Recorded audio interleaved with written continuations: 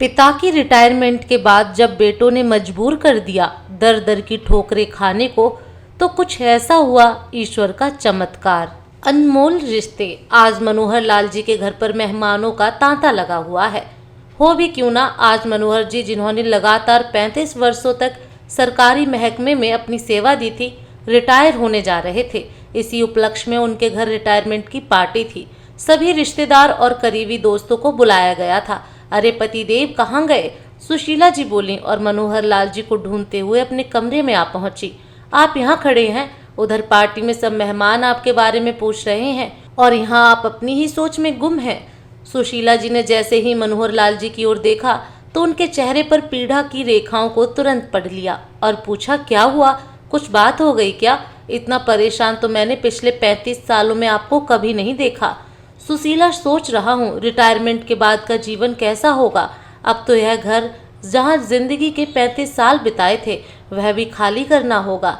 न जाने कितनी यादें जुड़ी थी इस घर के साथ। जीवन में न जाने कितने सुख दुख भरे पल जिए हमने इस मकान में। अब तो इस घर को नज़र भर देखते ही मुझे पिछले दिनों के हंसते खिलखिलाते परिवार की आवाज़ें सुनाई देने लगती हैं। एक ठंडी सांस लेते हुए मनोहर लाल जी ने उदासी भरे स्वर में कहा। तो उत्साहित स्वर में सुशीला जी बोली, अरे जो होता है अच्छे के लिए होता है। अब बेटा बहू आपकी सेवा करेंगे और पोता पोती भी हमारा दिल लगा कर रखेंगे। दिन कैसे निकल जाएंगे पता भी नहीं चलेगा। मनोहर लाल जी और सुशीला जी के 2 बेटे और 1 बेटी है। उनका बड़ा बेटा रोहन शादीशुदा है और दूसरा बेटा मोहन अविवाहित है। बेटी रितु की शादी एक संपन्न परिवार में करके सुशीला और मनोहर जी उसकी जिम्मेदारी से मुक्त हो चुके हैं। अपने माँ बाबूजी को ढूंढते हुए बड़ा बेटा रोहन भी वहाँ पहुँच गया और उनकी बातें सुनकर बोला, पिताजी रिटायरमेंट में परेशान होने वाली क्या बात है? रिटायरमेंट के बाद आप लोग अपने बेटा बहू पोते पोती के साथ रहना, जो जी चाहे करना। अब तो आपके ऐश करने के दिन हैं। अरे आखिर 2 बेटे हैं आपके। फिर सुशीला जी बोली, यही तो मैं इन्हें कह रही हूँ, पर यह है कि बिना सिर पैर की चिंता लिए बैठे हैं। अभी यह सब बातें चल ही रही थी कि छोटा बेटा मोहन अपने माँ बाबूजी के पास आया और बोला, बाबूजी आज एक सरप्राइज मैं भी आपको देना चाहता हूँ आपकी रिटायरमेंट पर। अच्छा तो बताओ क्या सरप्राइज है? तुम्हें कोई और भी अच्छी नौकरी मिल गई है क्या? नहीं बाबूजी, दरअसल मुझे एक लड़की पसंद है जिससे मैं शादी करना चाहता हूँ, मोहन बोला। बेटे की ये बात सुनकर मनोहर लाल जी एकाएक चौंक गए। उन्हें अपने कानों पर यकीन नहीं हो रहा था। इतने में माँ सुशीला, जो कि उसकी बात सुनकर बहुत प्रसन्न हो गईं, पूछने लगी, कौन है, कहाँ रहती है, क्या नाम है? सवालों की झड़ी लगा दी सुशीला ने। अरे माँ सांस तो ले लो, सब बताता हूँ। अंजू नाम है उसका, मेरे साथ ही MBA करती थी। धीरे धीरे बोलचाल हुई और बोलचाल प्यार में कब तब्दील हो गई पता ही नहीं चला। मनोहर लाल जी बेटे की बातों से बिल्कुल भी खुश नजर नहीं आ रहे थे। फिर भी सुशीला का उत्साह देखते हुए उन्होंने अपने गुस्से को काबू में रखा। इतने में मोहन ने एक और तीर छोड़ा, माँ लेकिन लड़की वालों की एक छोटी सी शर्त है। शर्त का नाम सुनकर सुशीला जी चौंक गई। शर्त? अरे शादी करने में किस तरह की शर्त? माँ वह दरअसल अंजू की माता पिता की शर्त यह है कि वह हमारी शादी के लिए तभी तैयार होंगे जब मैं उनके वहाँ घर जमाई बनकर रहूंगा। ये बात सुनते ही सुशीला जी के पैरों तले जमीन खिसक गई। ऊंचे स्वर में बोली, ऐसा हरगिज नहीं होगा। फिर अगले ही पल सुशीला जी अपने गुस्से को बड़ी मुश्किल से दबाते हुए बोली, समझने की कोशिश कर बेटा, ऐसा करके वो लड़की और उसके घर वाले तुझे अपना गुलाम बनाकर रखना चाहते हैं। नहीं माँ, ऐसा नहीं है। घर जमाई बनने में हर्जी क्या है? यह तो एक छोटी सी बात है। जब हम दोनों एक दूसरे के साथ जीवन बिताना चाहते हैं तो फिर हम यहाँ एक साथ रहें या वहाँ रहें, क्या फर्क पड़ता है? जीवन तो हमें जीना है। इतनी बात कहने की देर थी कि मनोहर लाल जी गुस्से से उठ खड़े हुए और मोहन के गाल पर एक जोरदार तमाचा जड़ दिया। यह क्या छोटी सी शर्त लगती है तुझे, नालायक? ये बात हमारी परवरिश में कमी कहाँ रह गई थी? जुम्मा जुम्मा 4 दिन हुए तुम्हें और उस लड़की को मिले हुए कि माँ बाप से भी बढ़कर हो गई वो। जिस माँ ने तुम्हें जन्म दिया, जिस बाप की गोद में तुम खेले, अपनी ज़रूरतों को नज़रअंदाज करते हुए तुम्हारी हर एक ज़रूरत का ध्यान रखा, जिनसे एक पल को दूर रहना भी तुम्हें गवारा नहीं था, आज एक लड़की के लिए उन्हीं को छोड़कर जा रहे हो। होने वाले सास ससुर क्या सगे माँ बाप से बढ़कर हो गए तुम्हारे लिए? क्या कर रहे हैं आप? जवान बेटे पर कोई हाथ उठाता है क्या? सुशीला जी मनोहर लाल जी का हाथ पकड़ते हुए बोली, पिता की प्रतिक्रिया देखकर मोहन का चेहरा गुस्से से लाल हो गया। आप चाहे जो कहें, मैं शादी करूंगा तो सिर्फ अंजू से, चाहे आपकी मर्जी हो या ना हो। ऊंचे स्वर में बोलते हुए मोहन घर से बाहर निकल गया। मनोहर लाल जी अपना सिर पकड़कर बैठ गए। हे भगवान, इतने खास दिन पर यह तोहफा दिया है मुझे मेरे बेटे ने। जिंदगी में यह दिन भी कभी देखना पड़ेगा, यह तो मैंने कभी सोचा ही नहीं था। बेटे के व्यवहार से अंदर तक आहत हो चुके मनोहर लाल जी की आंखों से अश्रुधारा बह निकली। खैर कुछ दिन और बीते तो मनोहर लाल जी की चिंता बढ़ने लगी, क्योंकि अब घर खाली करने का समय नजदीक आ रहा था। तभी एक दिन मनोहर लाल जी के घर पर एक कुरियर आया जो बड़े बेटे रोहन के नाम पर था। सुशीला जी ने कुरियर लिया और उत्सुकतावश उसे खोलकर देखा तो उसमें से एक पत्र निकला। लेकिन पत्र पढ़ते ही सुशीला जी स्तब्ध रह गईं। उनकी आंखें फटी की फटी रह गईं। तभी मनोहर लाल जी अपने कमरे से निकल कर आए और सुशीला जी से उनकी हैरानी का कारण पूछने लगे। तो सुशीला जी ने उनके हाथ में वह पत्र पकड़ा दिया। पत्र पढ़ते ही जैसे मनोहर लाल जी के दर्द का ठिकाना ही नहीं रहा। बिना पलक झपकाए वो पत्र की ओर देखते ही रह गए। अपने दुख और पीड़ा को दिल में दबाते हुए सुशीला जी से बोले, आपके बेटे की विदेश में नौकरी लग गई है, अब वो भी दूर चला जाएगा हम लोगों से, हमेशा हमेशा के लिए। चलो अच्छा ही है सुशीला, तरक्की की राह पर है हमारा होनहार बेटा। रुधे हुए गले से मनोहर जी अपनी पत्नी को दिलासा देते हुए बोले। अभी एक बेटे के द्वारा दिए गए घाव भी नहीं भरे थे मनोहर लाल जी और सुशीला जी के। इतने में बड़े बेटे की विदेश में नौकरी की बात जानकर दोनों अंदर तक टूट चुके थे। मनोहर जी सोचते सोचते पिछली यादों में डूब गए। उन्होंने अपने तीनों बच्चों को अपनी ईमानदारी की नौकरी और मेहनत करते हुए पढ़ाया लिखाया था और इस काबिल बनाया था कि आज दोनों अच्छी कंपनी में उच्च पदों पर कार्यरत हैं और बेटी की शादी एक अच्छे घर में हो चुकी है। मोहन तो पहले ही इतने घाव दे चुका है हमें, पर बड़ा बेटा भी हमें छोड़कर चला जाएगा तो हम। दिल में दर्द और पीड़ा लिए सुशीला जी बोली। उनकी आंखों के आंसू कपोलों तक आ गए। बेटा, तुझसे तो हमें यह उम्मीद नहीं थी, एक पल के लिए भी हमारे बारे में नहीं सोचा तूने और बेसहारा होने की कगार पर खड़ा कर दिया हमें। मनोहर लाल जी ने मन ही मन सोचने लगे, अब हम कहाँ जाएंगे जी, हमारा तो ये घर भी हमसे कुछ दिनों में ले लिया जाएगा। सुशीला जी चिंता सताने लगी। तुम क्यों चिंता करती हो सुशीला, मेरे रिटायरमेंट के पैसे आए हैं और फिर मेरी पेंशन भी तो आती है, हम दोनों का खर्चा बड़े आराम से चल जाएगा। हमारी ज़रूरतें ही कितनी रह गई हैं अब। जहाँ तक रही ठिकाने की बात, तो वो इंतज़ाम किसी वृद्धाश्रम में हो जाएगा। कहते कहते मनोहर लाल जी की आवाज़ कांपने लगी। मनोहर जी सुशीला जी को दिलासा देकर बाहर निकल गए, मगर इस बीच उनकी आंसुओं से भरी आंखों से झलकती बेबसी सुशीला जी से छुप नहीं पाई। उनके अंदर चलती उथल पुथल और उनके सिसकते हृदय की आवाज़ वह साफ सुन पा रही थी, लेकिन एक दूसरे को सांत्वना देने के अलावा और कुछ नहीं बचा था उनके पास। इतने में उनकी विचार श्रृंखला को भंग करते हुए दरवाजे की घंटी बजी। दरवाजा खोला तो देखा सामने बेटी और दामाद जी खड़े हैं। अपनी बेबसी को दिल के किसी कोने में छुपाकर सुशीला जी उन्हें अंदर ले आई। यहाँ वहाँ देखते हुए उनकी बेटी बोली, माँ, बाबूजी कहीं दिख नहीं रहे हैं, कहीं गए हैं क्या? हाँ, ओल्ड एज होम गए हैं, यह पता करने कि हम लोग वहाँ रह पाएंगे या नहीं। सुशीला जी ने बहुत गहरी सांस लेकर भारी मन से यह बात कही तो उनकी बातें सुनकर बेटी जैसे अचंभित सी हो गई। क्या, ये कैसी बातें कर रही हैं आप? 2 बेटे और एक बेटी के रहते इस बुढ़ापे में आप ओल्ड एज होम जाएंगे? इस उम्र में जब आपको ज्यादा देखभाल और बच्चों का सहारा चाहिए, तो आप लोग ओल्ड एज होम जाने की तैयारी कर रहे हो। हाँ, सही कहा तुमने, 2 बेटे, पर वो बेटे अब अपने हैं कहाँ? ऐसा कहते हुए सुशीला जी ने अपनी बेटी को सारा हाल सुनाया। सारी बातें सुनकर उनकी बेटी की हैरानी का ठिकाना न रहा। फिर बोली, माँ, चाहे जो हो, लेकिन मेरे होते हुए आप वृद्धाश्रम बिल्कुल नहीं जाएंगे।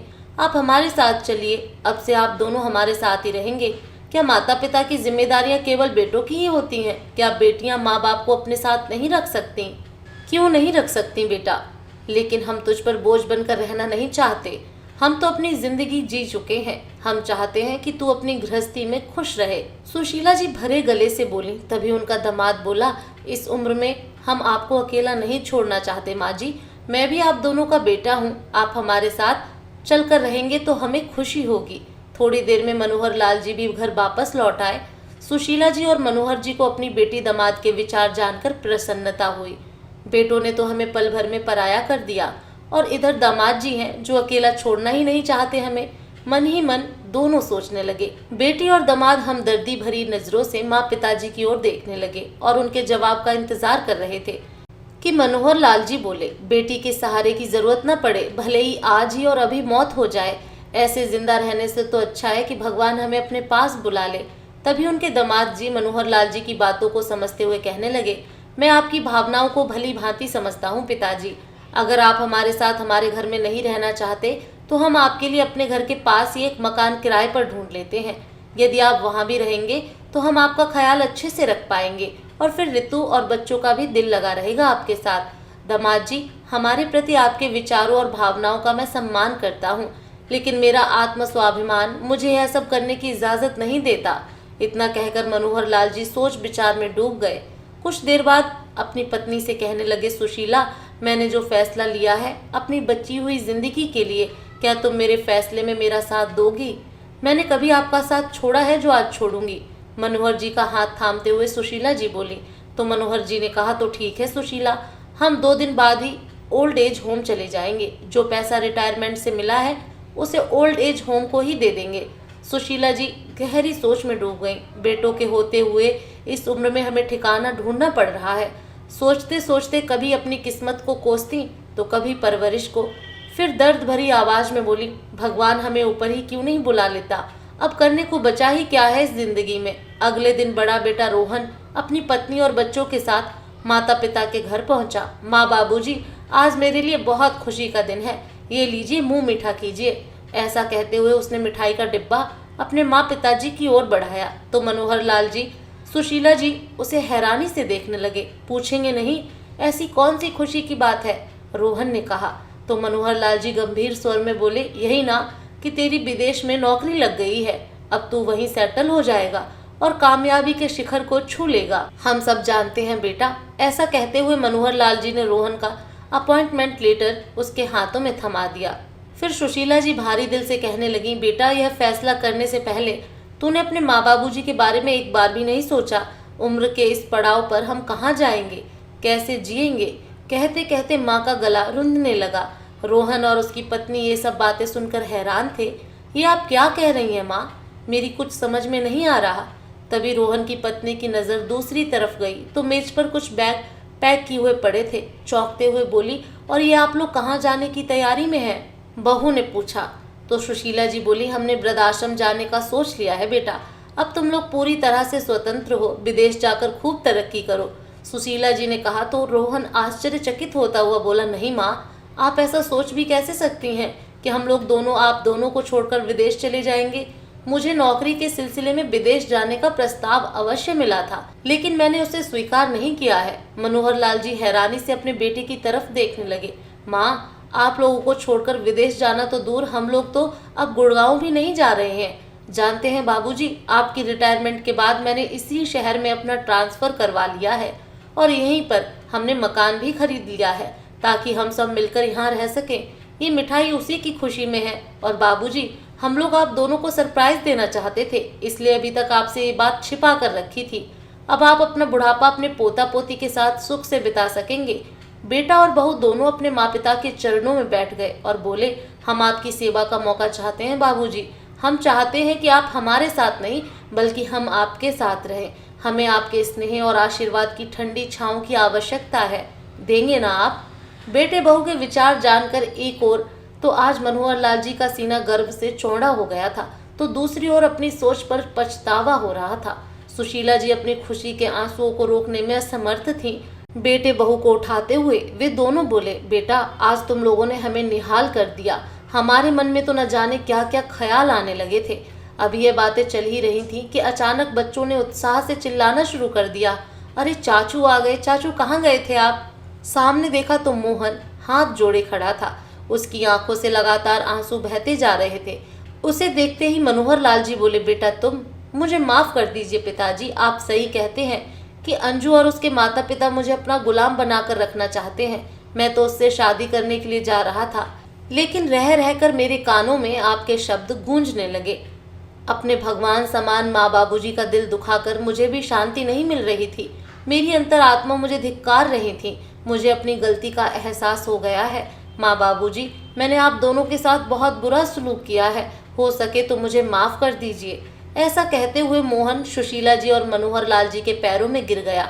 फिर मोहन बोला, बाबूजी, अब मैं शादी करूंगा तो आपकी पसंद की लड़की से, देर आए दुरुस्त आए। तुझे अपनी गलती का एहसास हो गया, इतना ही बहुत है हमारे लिए। कहते हुए माँ बाबूजी मुस्कुराते हुए मोहन के गले लग गए। क्या बात है दादाजी, एक सेल्फी तो बनती है, हाथ में मोबाइल लेते हुए बच्चों ने कहा। तो पूरे घर में हंसी के ठहाके गूंज उठे। आज मनोहर लाल जी का पूरा परिवार फिर से एक होने की खुशी मना रहा था और सुशीला जी ईश्वर को बार बार धन्यवाद दे रही थी। माँ बाप बरगद का वह विशाल वृक्ष है जिसकी छाया में बच्चे महफूज रहते हैं। एक माँ बाप ही हैं जिन्हें आपकी तरक्की पर खुशी होती है। आज आप जो भी हैं उसके पीछे इन्हीं लोगों का त्याग है। आप अचानक बड़े नहीं हो गए, आपको बड़ा करने में माँ ने अपने जिस्म को सुखाया है, बूढ़े बाप ने कड़कती धूप में अपने शरीर को तपाया है। जिस पेड़ ने तुम्हें बचपन में अपनी छांव दी, उनके पत्ते सूखने मत दीजिए, उन्हें भी अपने स्नेह और प्यार की खाद दीजिए। अपनी मधुर वाणी और व्यवहार रूपी पानी से सींचते रहिए, क्योंकि जब छाया देने वाला वृक्ष नहीं रहता तो आंगन में धूप आने लगती है। दोस्तों, आपको ये कहानी कैसी लगी कमेंट करके ज़रूर बताएं। फिर मिलूंगी एक नई कहानी के साथ।